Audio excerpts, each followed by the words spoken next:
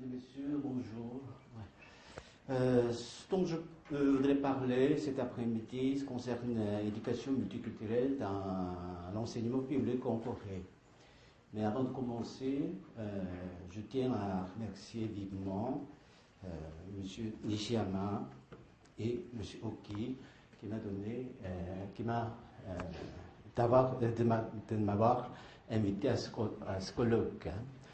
C'est un grand plaisir pour moi de présenter, d'expliquer la situation coréenne dans cette ville très calme et pacifique et aussi historique.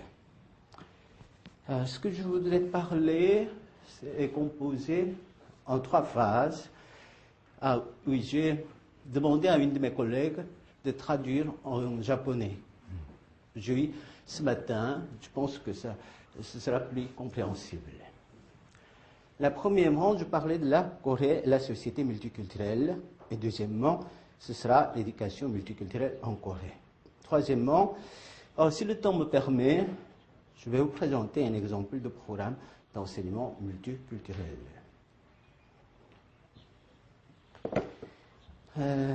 Depuis une dizaine d'années, les Coréens font face à un phénomène peu familier qu'est la société multiculturelle.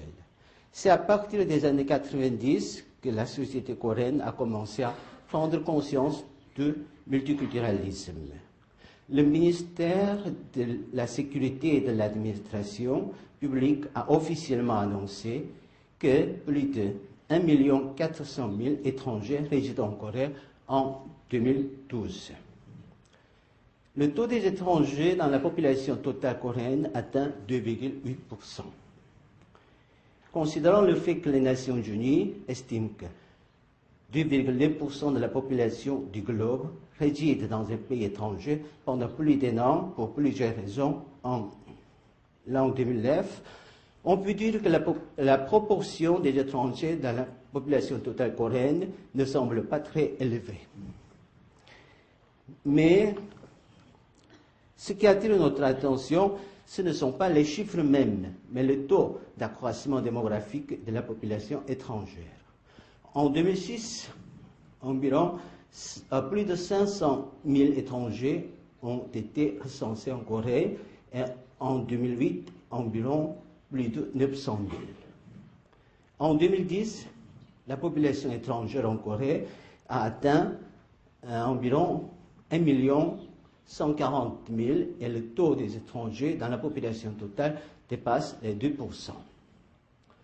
Pendant ces 6 dernières années, la population étrangère a été multipliée par 2,6. Le nombre des étrangers en Corée augmente à peu près de 38% en moyenne dans tous les 2 ans. Personne ne sait jusqu'à quand cette tendance démographique va durer, mais on peut prédire au moins que désormais, la société coréenne ne sera plus celle dans laquelle nous avons vécu jusqu'à maintenant. En effet, le gouvernement coréen envisage que les grandes tendances auxquelles la société coréenne sera exposée jusqu'à l'an 2050 sur le plan démographique sont le dépeuplement, le vieillissement de la population et la société multiculturelle. En un sens, il est plutôt naturel qu'une société contemporaine se transforme graduellement en une société multiculturelle. De plus, la Corée tend vers la mondialisation depuis que le gouvernement l'a déclaré il y a plus de 10 ans. Le problème n'est donc pas cette tendance même. L'enjeu est de savoir si les Coréens sont prêts à accepter ce phénomène sans beaucoup de résistance ou s'ils peuvent s'y adapter sans difficulté. Malheureusement, en réalité, ce n'est pas le cas. Les Coréens se sentent gênés devant le fait qu'ils ont à partager leur vie quotidienne avec les gens parlant d'autres langues et ayant d'autres aspects. Certes, ils admettent généralement qu'aujourd'hui, l'immigration est un courant inévitable, mais cet accord ne suffit pas à chasser le malaise social et psychologique à la fois. Si l'on est ainsi, d'où vient ce malaise? Plusieurs explications pourraient être données. D'abord, les Coréens considèrent consciemment ou inconsciemment que leur nation se constitue d'un peuple homogène, le peuple Han, c'est comme mon nom. La conception d'un État-nation, qu'il s'agisse d'un pur fantasme ou d'une réalité, est un consensus national formé depuis longtemps. La véracité de cette conception n'est pas essentielle. Ce qui est important, c'est l'influence qu'elle a exercée sur la conscience collective coréenne. Un État multinational peut se comprendre avec raisonnement, mais la résistance psychologique ne permet pas de l'accepter pleinement. Les Coréens ne se sont pas rendus compte que les immigrés peuvent devenir des citoyens de la République de la Corée. Pour eux, les immigrés restent toujours des étrangers. En second lieu, les Coréens n'ont pas eu l'occasion de vivre dans une société multiculturelle de telle sorte que les problèmes cruciaux qui sont fréquents dans les États multinationaux ne sont même pas posés concrètement. Cela signifie que les Coréens ne prenaient pas le multiculturalisme au sérieux. Par exemple, les termes comme racisme, discrimination raciale, ségrégation ou déségrégation, apartheid, antisémitisme, antiraciste, xénophobie, n'étaient que des mots qui n'avaient pas de référent réel dans la vie quotidienne. Ils sont si nécessairement que l'on est dépourvu de références pratiques qui permettent de juger ses réactions et attitudes envers des gens ayant d'autres cultures.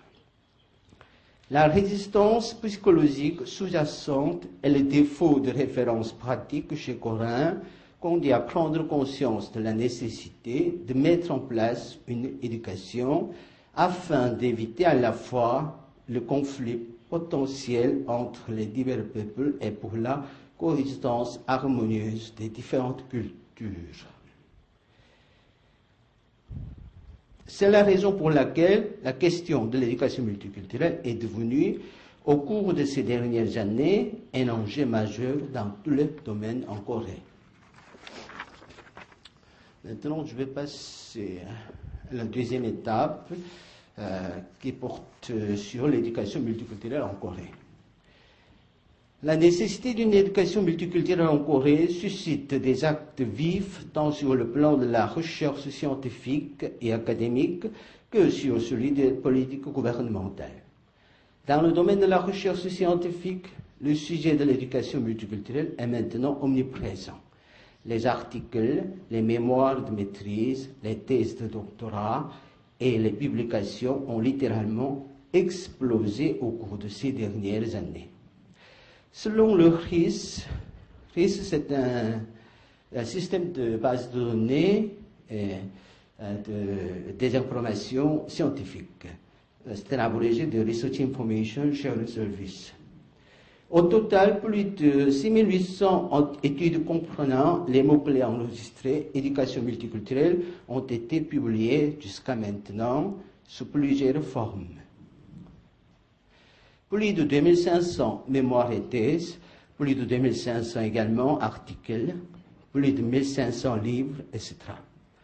La plupart de ces études ont été publiées au cours de la dernière décade. Environ 93% de ces études ont vu le jour après l'an 2005 et 40% sont sorties entre 2011 et 2013. Les recherches scientifiques dont la quantité est si abondante que cela semble plutôt irréel, j'ai l'impression que les profs écrivent seulement pour écrire, parce que si beaucoup d'études, c'est un peu irréel, c'est vrai, traduisent l'attention portée au problème de l'éducation multiculturelle. En fait, ces études couvrent tous les domaines sans parler de la pédagogie. Littérature coréenne, étrangère, philosophie, histoire, géographie, sociologie, activités artistiques et sportives, éducation primaire et secondaire, etc. Les recherches dans tous les domaines ont eu un impact sur l'opinion publique. Bien sûr, les journalistes et les écrivains, eux non plus, ne sont pas restés muets sur ce sujet. On a vu apparaître plusieurs articles des journaux et des romans qui attirent l'attention sur les circonstances malheureuses dans lesquelles se trouvaient les immigrés et sur le problème de la structure sociale qui est défavorable aux étrangers. Par conséquent, le droit à l'éducation multiculturelle est généralement admis. D'ailleurs, plusieurs mesures législatives et administratives concernant l'éducation multiculturelle ont été prises au niveau national par le gouvernement coréen. En 2006, le ministère de l'Éducation et des Ressources humaines a officiellement proclamé le changement vers une société pluriethnique et multiculturelle. Et à cette occasion, des politiques relatives au soutien des immigrés et à l'ouverture à la diversité culturelle ont commencé à être mises en place. En voici quelques exemples. Sélection de l'éducation multiculturelle en tant qu'une des 35 matières transdisciplinaires dans les écoles primaires et secondaires, et puis fondation des centres nationaux et départementaux de l'éducation multiculturelle, mise en œuvre des écoles pilotes, ouverture de cours de langue coréenne pour les enfants issus de familles multiculturelles, intégration de l'éducation multiculturelle dans les programmes de formation des maîtres, admission des enfants des immigrés en situation irrégulière à l'école, établissement de mesures de soutien scolaire pour les enfants de familles multiculturelles. Ces dispositifs sont assez significatifs en ce sens qu'ils ont réussi à ouvrir les voies de l'éducation multiculturelle dans le domaine de l'enseignement public. La Corée a fait un premier pas vers une société pluriethnique dans laquelle les diverses cultures et populations pourraient coexister. Cependant, c'est une chose de commencer l'éducation multiculturelle dans l'enseignement public, c'en est une autre de la faire avancer dans la bonne direction. Une simple institutionnalisation de l'éducation multiculturelle ne dispense pas totalement de la responsabilité sociale. Et en ce qui est plus important, ce n'est pas la cohabitation même des différentes cultures et populations dans un espace, mais la mise en harmonie accomplie par la coexistence. Alors, l'ensemble des discours et des mesures concernant l'éducation multiculturelle prises ces dernières années suffit-il à constituer une société idéale?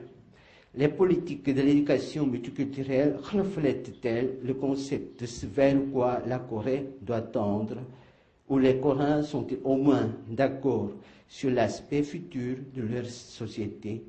À ce propos, plusieurs problèmes sont posés. En premier lieu, la discussion relative à l'éducation multiculturelle a été focalisée en particulier sur l'évocation de sa nécessité, si bien que nous n'avons pas encore de programme d'enseignement pertinent. En ce moment, beaucoup de gens parlent de l'éducation multiculturelle, comme nous l'avons vu tout à l'heure. Pourtant, des enseignants ne savent pas trop comment éduquer leurs élèves. Il est temps de réfléchir sur la finalité de l'éducation multiculturelle et d'éduquer comment celle-ci peut s'accomplir efficacement en classe. En fait, l'éducation multiculturelle est avant tout une éducation aux valeurs sociales et morales. Elle est bien différente de l'encyclopédisme ou d'autres disciplines. Ce qu'il nous faut dorénavant, c'est d'abord élaborer des méthodes et des contenus pédagogiques propres à la spécificité de l'éducation multiculturelle et ensuite de les normaliser pour qu'ils soient appliqués aisément en classe. En deuxième lieu, le principe sur lequel est basée la politique d'éducation multiculturelle doit être reconsidéré. Les programmes scolaires d'éducation multiculturelle, quelle que soit leur application, s'appuient sur le principe d'assimilation. étant focalisé sur l'adaptation des enfants de familles multiculturelles à la société coréenne, il n'arrive pas à contribuer à la coexistence harmonieuse de différentes cultures. Cela se voit dans le projet de soutien scolaire pour les enfants de familles multiculturelles, projet annoncé en 2007 par le ministère de l'Éducation et des Ressources humaines. Ce projet définit l'objectif de l'éducation multiculturelle comme une contribution à l'intégration sociale et au développement d'un sentiment d'appartenance à la communauté à travers la suppression des barrières linguistiques et culturelles. Et cet objectif est devenu un axe majeur de la politique d'éducation multiculturelle en Corée. Le principe d'assimilation a apporté en conséquence le fait que la compréhension de la culture coréenne et l'apprentissage de la langue coréenne ont constitué le principal des programmes scolaires dans les écoles pilotes. Par contre, des politiques qui favorisent l'intercompréhension de diverses populations ou la formation d'une double ou même une multiple identité culturelle ont été dépréciées. Certes, l'apprentissage de la langue et de la culture coréenne est important et jusqu'à un certain point même inévitable. Mais cela est valable à condition que la langue et la culture des minorités soient respectées. En ce sens, la politique d'éducation multiculturelle en Corée n'a été ni suffisante, ni efficace, ni juste. Le troisième problème que nous allons faire remarquer se résume à cette question. Pour qui est nécessaire l'éducation multiculturelle, cela est en prise directe avec le problème posé plus haut. L'éducation multiculturelle en Corée a été considérée de la même manière que l'éducation des enfants d'immigrants ou des femmes immigrées. C'est-à-dire que les Coréens, qui sont majoritaires, restaient plus ou moins en dehors du champ de l'éducation multiculturelle. Mais en tenant compte de l'objectif essentiel de l'éducation multiculturelle, celle-ci doit englober la population majoritaire. Les enfants d'immigrants ont besoin d'une certaine éducation, mais les enfants coréens aussi doivent être éduqués afin qu'ils soient prêts à une nouvelle société future. En fait, l'éducation des enfants coréens qui n'ont pas de relation directe avec la situation multiculturelle a déjà commencé. Néanmoins, elle doit s'universaliser à l'échelle nationale et à tous les niveaux. D'ailleurs, l'élargissement du champ de l'éducation multiculturelle induit le changement des programmes d'enseignement. La formation à la compétence et à la capacité multiculturelle seront soulignés beaucoup plus qu'avant.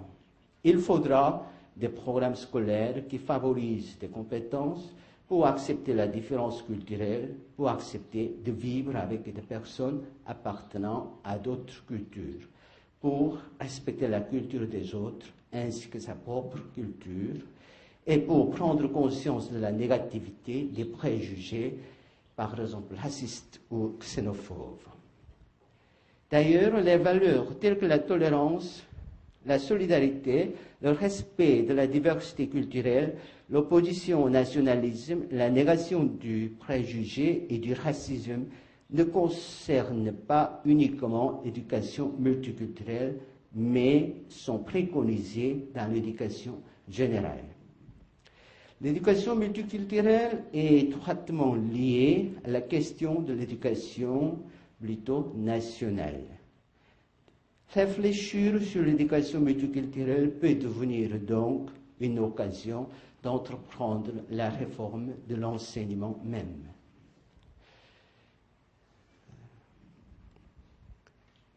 Et maintenant, je vais présenter un exemple de programme d'enseignement multiculturel. Alors, quels sont les programmes d'enseignement propres à l'éducation multiculturelle? Quelle pédagogie contribue à promouvoir efficacement les valeurs nécessaires à la coexistence harmonieuse de différentes populations? Les réponses peuvent être multiples. Nous pensons que l'éducation par diverses formes de récits sera une réponse. C'est ce que nous sommes en train d'essayer d'appliquer au cours de formation des maîtres au Centre d'éducation multiculturelle de Gyeonggi-do en Corée. Le récit, que ce soit un film, un roman ou encore un conte populaire, est un outil adéquat à l'éducation multiculturelle. Les fondements théoriques sont multiples. Nous en citerons quelques-uns très brièvement. Primo, le récit reflète directement ou métaphoriquement notre vie sous une forme cohérente qui a un début, un développement et une fin, et qui sont liés l'un à l'autre par une causalité.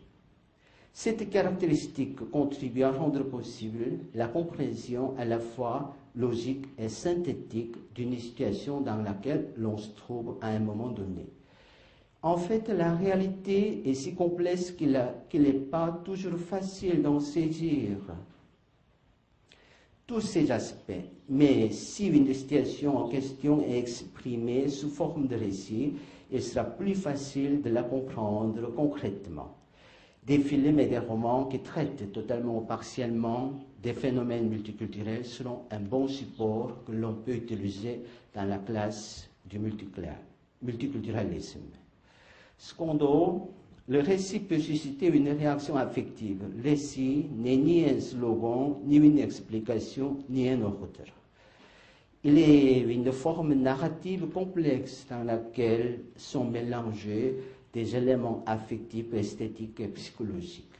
La lecture d'un récit peut induire l'établissement de valeurs et le changement de pratiques comportementales.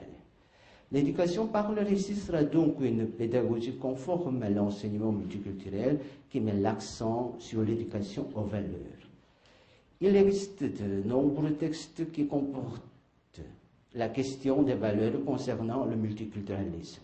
Même la série de romans ou de films Harry Potter peut être utilisée en classe en sens qu'il y a dans ces œuvres des discours ou des scènes dans lesquelles des préjugés racistes sont présentés.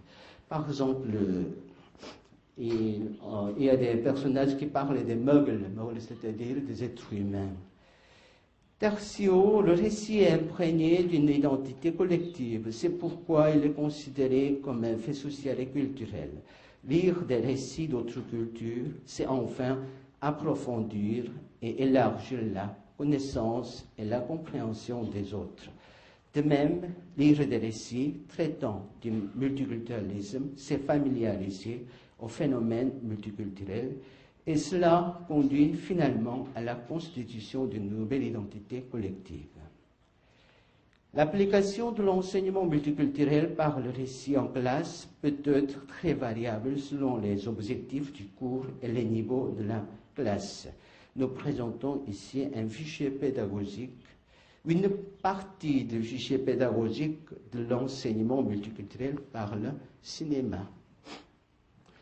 Ça, c'est un programme d'enseignement en utilisant le film Paris, je t'aime, mais il sera un peu difficile de parler de ce programme sans voir le film même, mais je vais vous présenter une idée de ce qui se passe dans la classe.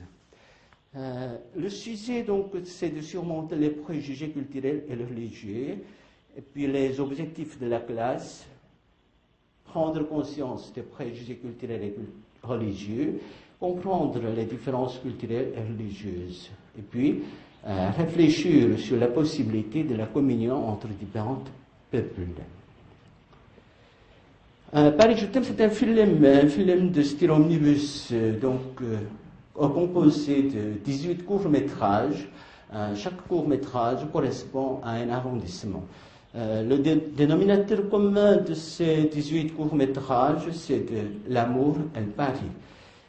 Par exemple, parmi les 17 courts-métrages, il y a un film qui s'appelle Quai de Seine. Ça traite d'une rencontre d'un Français et une jeune fille islamique. Si on fait un cours, les niveaux des étudiants sera 13 à 17 ans, une durée, c'est-à-dire 45 minutes. À part ça, les sujets concernés seront par exemple la différence culturelle, tolérance, respect de la différence. La démarche, oui, c'est composé, introduction, regarder le film, et puis discuter, récapitulation, etc. Mais je vais vous citer seulement quelques questions qu'on peut traiter en phase de discussion.